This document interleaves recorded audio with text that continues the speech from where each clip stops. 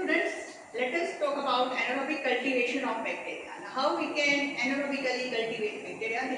There are various methods by which we can cultivate anaerobes in our laboratory.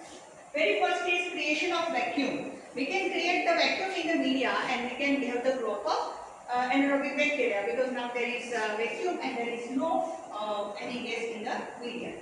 Another thing is displacement of oxygen. We can have displacement of oxygen with some other gas like hydrogen and nitrogen, and it will give growth of anaerobic organisms. The next is absorption of oxygen. There are certain methods and chemicals which will absorb the oxygen which remains in the media, and media will be without oxygen and it will give the growth of anaerobic bacteria. Then gas-based jar. This is available commercially in the market, and we can have this jar for the cultivation of anaerobic organisms.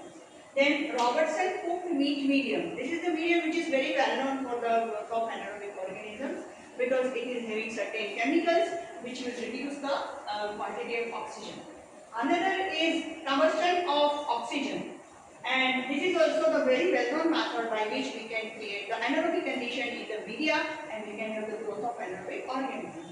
The next is reducing agent. The use of reducing agents like thioglycolate, or we can also use chromium with sulfuric acid, and in the presence of oxygen they will react and they will utilize the oxygen, so oxygen will be removed from the media and anaerobic organisms are able to grow very nicely.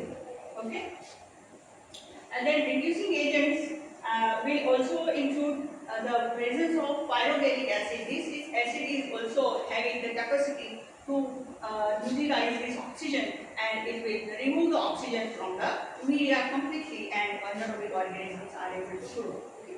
So most of the time, the only one thing should be very clear in our mind, that oxygen should not be there in the media, or it should be in very less quantity, which will allow the growth of anaerobic organisms to grow. Okay.